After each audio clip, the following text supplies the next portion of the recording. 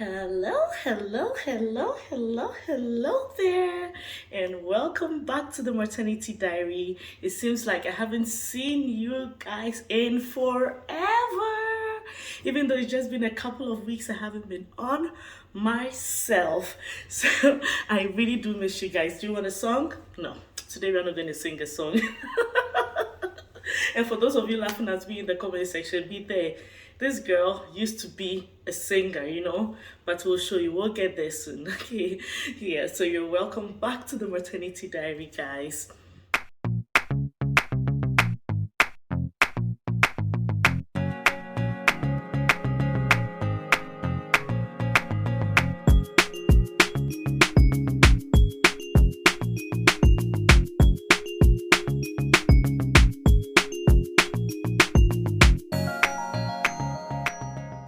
Okay, so as parents, we already are aware that everything that we do impacts our children. Okay, so most of the time when we are around our children, we are very, very careful of the kind of things that we do. But let's not forget that what we also say to these kids, okay, is equally impactful to them. So the phrases that we use, okay, around these kids does not only reflect our own beliefs, but then it impacts what they will believe in future. This is why it's important to be careful about the kind of things or the words that we say to kids. Most of the time, some of these things can seem harmless, can seem like, oh, actually, we usually say it from a good heart. Most of the time, we're not saying because, oh, we hate the child, or even when you hear the statement, okay, you'll be like, but what's wrong with saying something like that, okay? But honestly, psychologists will tell you that the words that you say to your kids have a lasting impact on them. And when they grow up, they begin to manifest some of these things because that's what their parents told them.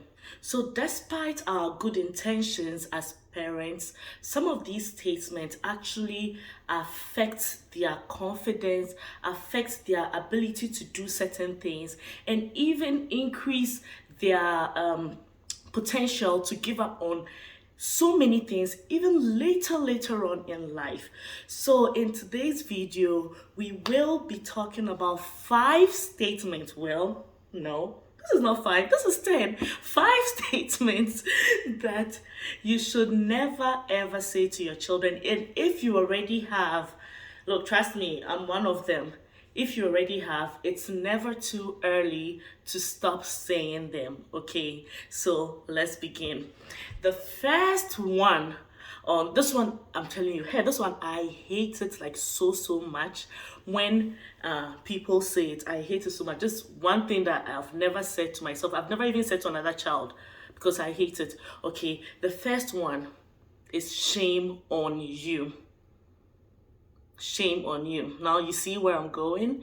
It's quite, I can understand why sometimes some parents can say that. For instance, like if you're potty training a kid, okay, and then you think that maybe, oh, the child has finished potty training and everything, then there's an accident. Sometimes parents like quickly tend to say, oh, shame on you for peeing on yourself, shame on you for pooping, shame on you for not for spilling this, and this shame on you thing, me personally, if someone says shame on me, no matter what I've done, like I get like, it's like something is boiling inside me. There's a volcano that's about to erupt out of me. And kids are also human beings, okay? You can imagine what goes on in them. Okay, why should they be ashamed? The shame on you creates the not good enough syndrome, okay, in the kids. And I actually find that a lot of times when let's say a child even does not do what the parent is expecting, okay, for instance, let's say a friend or an auntie or a family member comes to visit or even calls, does a video call or something, and then you want your child to say, oh, hello uncle, or hello auntie, or like even in person, okay, it's and the child doesn't do it, okay. There are times when maybe the child is feeling shy and doesn't want to do it, and doesn't want to say hi generally, or doesn't want to hug. So you're like, oh, come hug auntie, come hug auntie. And if the child refuses to hug or shies away, they're like, oh, shame on you. Yeah, it happens quite a lot. I've actually had an experience where someone said shame on you to my child, my first child, because he takes a while to warm up to people. He's naturally like that. He wants to get to know you, to trust you before he even starts like being all around you. And so he doesn't quickly open up. And I remember that I had like an encounter with someone, and then my son didn't want to say hi. He was like, he was just turning and like looking down, and then she was like, shame on you. In fact, what happened was she didn't even say the shame on you first. So what happened was the second baby, my second boy, actually went and said hi. And the moment he said hi, and she was like, you see, your little brother even said hi. Shame on you, shame on you. I was super, super angry because I know how impactful shame on you can be. Okay, even to me as an adult, how much less my child. So the shame on you, like I said, gives that creates that not good enough syndrome in the kids as they grow up. It also creates some kind of inferiority complex, and that is usually not our aim. When we say shame on you to the kids, it's usually not our aim, okay, to say shame on you. Like when I was young, I remember there was a classmate of mine. I was in primary school, and this classmate had peed on himself during class. And mind you, by that time we're old, we're like 7 years, 8 years, and then immediately he peed on himself. Oh, the teacher was like, shame on you. And he was like, everybody say shame. And then all the other kids were like, shame on you, shame, shame, shame. Oh God, I felt so horrible for this child. And even at that age, I could feel like the pain, the embarrassment that this shame on you statement came with. And I wasn't the one. Like, I was just on the sideline, and I was taken aback totally. I remember when I went home, I actually told my mom that this is what happened, okay, to this person. And so my mom, at that time, my mom was friends with the headmistress. So she actually went to tell the headmistress that this is what I told her happened. So the headmistress, I don't know what she did, but yeah, that was the last time I heard of it.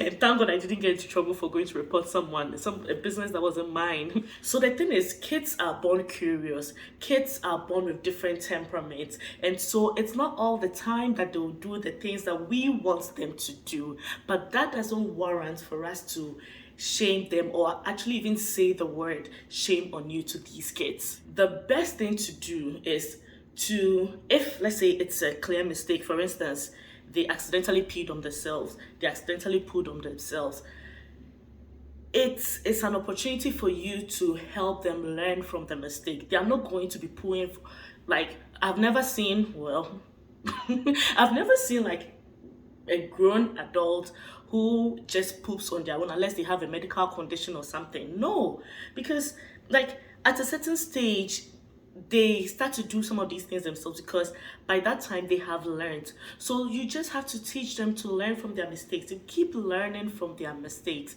Okay, and sometimes they're not mistakes, like I said. Just because she didn't want to say hi does not mean that it's a mistake or he has done something bad. Okay, let's allow the kids to be what they are. I remember reading an article, okay, about how no, it's actually a campaign that has been going on now, that you shouldn't force your kids, like for instance, to hug a family member if they do not want to. Actually, if the kids, let's say, are usually nice around every other family member, and then it comes to this particular person, the kids are taken aback. Okay, that should be a cause of worry for you. You should ask yourself, why is the child not being like so, like being different with this uncle compared to others? Okay, and it has actually been recorded that most of the kids that do that, okay, might have gone through some abuse with these family members that we think should be given all the respect under the yeah. So yeah, that has actually happened. So please, let's be mindful of how much we put pressure on our kids by saying shame on them, because it destroys their confidence. Okay, and you might think they're too small, some of these things will not be a bother, but it does be, because at this time is their formative age. Okay, Okay, so let's talk about the next one. That one, oh, I'm a big culprit. Oh, let's. I need to stop it myself. And this year, I have consciously tried to stop it. Okay, the statement is, great job, good job. You see? Yes, I bet you weren't expecting me to say that. So great job, good job. Look, my kids. I used to say that so many times. Like even when my son, like, oh, let's say, he pees and then he washes his hand after. I'm like, oh, good job. Then I'll give him. Or he even goes take the remote and fixes, like, presses like the program he wants to watch, and I'll be like, good job, great job, yay, look at me, give me high five. Oh god. We've all done it before. Like, I can bet a 99% of parents have done it before, and I'll explain to you in a second why constantly saying great job, good job to your kids, it's not healthy. Okay, so research has shown that when we constantly tell our kids good job, great job, when they master a particular skill. So for instance, they master the skill of like washing their hands right after peeing or their own, or potty training, or they master the skill of maybe doing their own puzzles or drawing, coloring within like the lines. So what it does is that it makes them dependent on being praised constantly. Okay, every single time that our children master a skill and we are constantly saying great job, good job, great job, good job, what it actually does is that it makes them dependent on your affirmation constantly, instead of they relying on their own motivation that they build inside of them. Okay, so what happens then is that you're used to constantly saying, oh, great job, when he colors within the, like, within the lines, he does anything, he fixes a puzzle, oh, great job, yay, he does something, oh, yay, she does that, yay. Now they go to school, they don't have mommy or daddy there. The teacher has about 20 kids in the classroom. So the child fixes a puzzle and does not hear, great job, good job. Guess what it does to them? Yeah. Dun, dun, dun, dun. Exactly what it does to them. Okay. So instead of like saying, oh, great job, good job, there are a few phrases that we can say here and there to help. Okay. That in replacement of that, that is not detrimental to them in the future. Let's say my son who loves puzzles. Okay, that's his new thing now, fixing puzzles, and he loves it. I think every other day I go shopping, I always buy like a small box of puzzle that I see, because he's always excited to fix puzzles, and he hates it when anybody tries to help him, or his little brother is trying to fix the puzzle. He doesn't even know how to fix the puzzle, and he's trying to fix. Oh my god, he hates it. Anyway, let's come back to so let's say he fixes a puzzle. Okay, rather than say, hey, great job, good job, smart boy, you can say, you must have worked really hard on this. Wow, how did you fix this one? Oh, okay, how did you know that this part goes here? Like, those are the stuff that you say to stimulate their brains, to make them feel like, oh, okay, it's actually self-motivation to them. Not that they'll be dependent on you constantly giving them affirmations, okay? Because great job is a word of affirmation, and you do not want them to feel like when they go to school, if the teacher does not say great job or good job to them, it means that they have failed, they are not doing well, and so yeah, I'm not going to do this again. Or they become timid, they're like, because if I do it, no one is there to say good job, great job, and all of that. You get what I mean? Yeah. Parental reactions like the one I just told you, okay, that instead of saying great job, you can say, oh, how did you do this? How did you manage to do that? Wow. Oh, you must have worked really hard. How long did it take you? How did you know you had to fix this? How did you know you had to fix that? You know what it actually does is that it gets the child to think more towards the process, what they actually did, okay? And it helps them to want to work more towards a certain goal. It makes them thinking about, okay, how do I work towards like fixing my puzzles? How do I work towards maybe doing this or mastering this skill, mastering that skill? Okay, that is the advantage, okay, of not saying great job and saying some of the stuff that I have suggested. Oh, the next one. Hey, this one there. If when I hear people say it, I'm like, seriously, do you really have to say? Even me, as an adult, if someone tells me, God, I go ball. I get angry when someone tells me that, okay. And this statement is simply, don't be a baby. Okay, when the child is crying, they're like, stop being a baby. Or you're trying to comfort the child constantly. You're like, don't cry, don't cry. Maybe he scraped his knee, he fell, or something like he spilled something, and the child starts to cry. Most of the time, we parents will be like, oh, we'll try to comfort them. Oh, sorry, sorry, or something like that. And then when they're still listening or they are still like needing more comfort, you're like, stop being a baby. It's enough. Even your little brother is not doing that. Your little sister is not doing that. Yeah, we need to stop saying that. I mean, obviously, your child is not okay, and he has to express or she has to express the feeling that she has, the feeling of disappointment, the feeling of pain when they get hurt, the feeling of what's it called? Yeah, the feeling of whatever.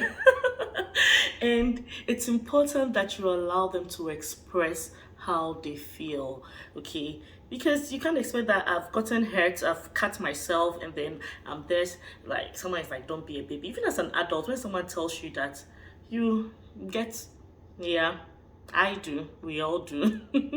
So please let them get their emotions out, okay? Best you can do is, um, oh, this must really hurt.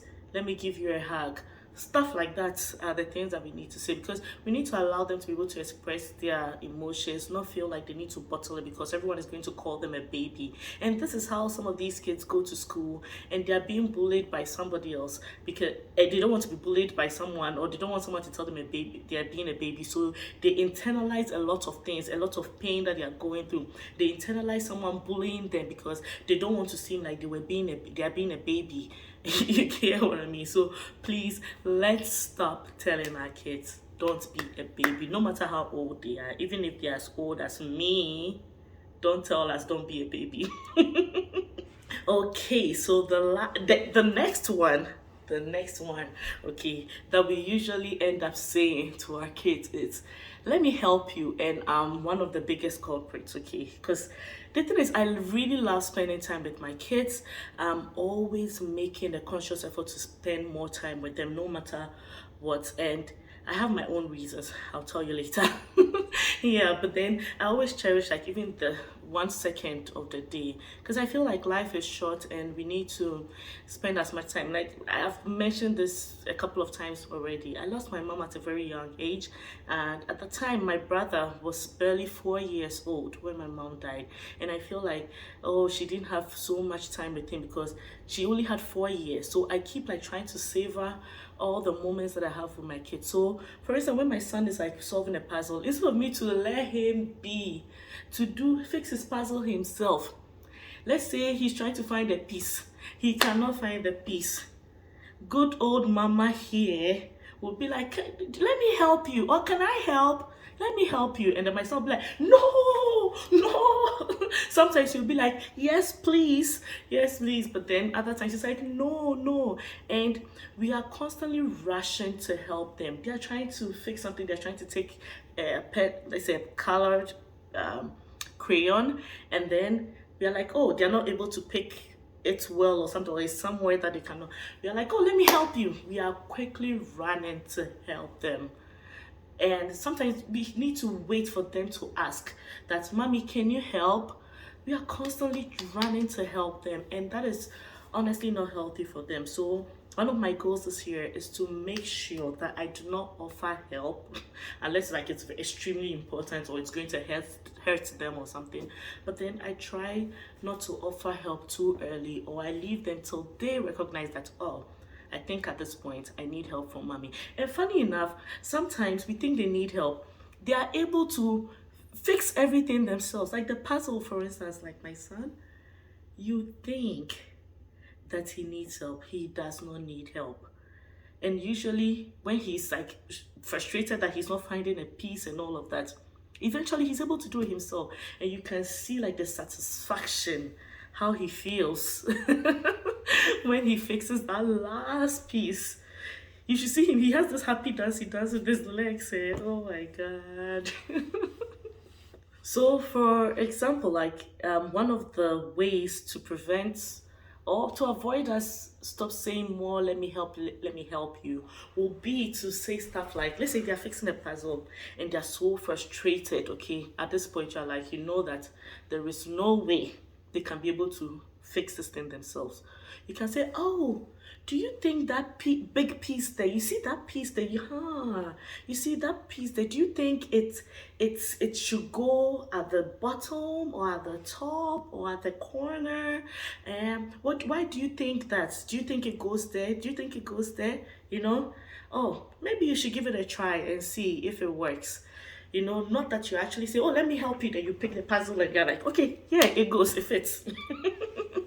So even if you're trying to offer help, we should know exactly how to go about it. Like now, my son, when I'm preparing like his hot chocolate for him, he's like he wants to do it himself.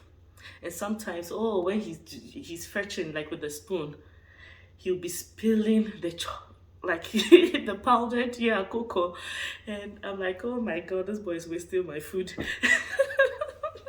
And when he's staring, oh god, the splashback. I'm like, sometimes I'm just refraining myself so hard from saying, let me help you. So sometimes I'll be like, oh, do you think you can stir it slower? Or do you think you can like hold the spoon in a certain way that it won't spill too much, you know, else the chocolate doesn't become delicious, it doesn't become yummy if you keep doing that. Oh, the last but not the least phrase. We said we're doing 5 phrases. Why do I keep saying 5 and I show this? 5. So, the last but not the least phrase that we shouldn't tell our kids is be like your sibling. Be a good example to your brother. You are the older one, so be a good example. Look, that puts so much pressure on them. And as a first child, sometimes there are times we've had our own fair share of be a good example, be like your sibling, okay? And for me personally, my parents even never had to say that to me, but I do remember something that they used to do that depicted, oh, be a good example for your kids, your siblings, okay? And this was it. So whenever like we were going to the hospital to take blood tests or to get immunized, injections and stuff like that, my parents will always be like, oh, you go first, you are the first, but so they can see that it's not painful. So you have to show them that it's not painful so that they will all follow suit. The injections I've taken, sometimes I remember we went to do this tetanus injection, all of us, and I had to go first. In fact, that time, the pain, I had to like pretend I was fine. And even till now, like it's become a part of me. Even when, let's say I go do like a vaccine with my husband, injection, I always go first before him. And and honestly, like right now, if you want me to choose between medicine and injection, I always go for injection, okay, because I've gotten used to it. But anyway, that's not the point. The point is actually telling your kids, be like your sibling. Or just because maybe they have a different attitude, they have a different behavior from the child, or they're running around, be like your brother. Don't you see your brother is sitting down gently? Be like your brother. Be a good example for your sister, you know. And honestly, like there are studies to actually suggest that it is better to praise your older like kids, okay? It's better to praise your older kids and let them note how important they are in their siblings' life, okay? Without saying be like your sibling or be a good example to them, okay? Because the pressure is too much. Sometimes we put the pressure on ourselves. It's not some of us, we've had to put the pressure on ourselves anyway. Yeah. So yeah, I hope you enjoyed today's video, and if there are any phrases out there that you think, these are my top 5, But then I know there are definitely a lot more phrases out there. Some of them may be personal to you because it has affected you. Okay, it has affected your confidence as you've grown, or you've heard someone say this to their kids or say that to other people. Please, please, please, that's what the comment section is for. These days I see that a lot of you are not commenting. Look, to my top commenters, okay, my top comment, I'm going to mention their names. Robin, yeah, I see you, I cherish you. I appreciate every comment. Like, you do so well to comment on every single video, and I absolutely love it. Oh, Rebecca, thank you very, very much for all the encouragement. Let me tell you, one thing is the comments really do help, because there are days that we feel discouraged. And people like Rebecca, she would comment and she will still send me a message in addition and say, oh, I watch your video and it makes my head swell. Hopefully it doesn't explode. So please, guys, please do comment on every video. Those of you not liking the videos, why? Even if you don't want your name to show in the comment section, at least give me a thumbs up on the video if you think, yeah, you love it. Even if you didn't love it, you have no choice than to like the videos, okay? So please do comment. Let me know what you think about this video. If there are any phrases out there, okay, that I didn't mention, please put them out there. This is a learning platform. We learn from each other. I learn from you, you learn from me, and other people also learn from you. So if you have any knowledge to give, please drop them in the comment section, okay? No one is perfect. No one knows everything. We keep learning from each other, okay? And don't forget to share this video with every single person that you know. They do not have to have children before you share these videos with them, because some of these things, they are also important for some of us adults, and so please do share all this video in particular and every other video that you haven't shared. Please do share it, okay, with all your friends and family. And thank you so much for all the support. And until next time, let me say something. Let me sing you one song, okay? What song? Shoo Peru, shoo Peru, shoo Peru. What have I been singing to you guys? I just want to put a smile on your face, that is all. So until next time, don't forget to stay happy, stay healthy, and stay beautiful. And never ever forget that God loves you. See you next time on the Maternity Diary, and don't forget to share this video and like it.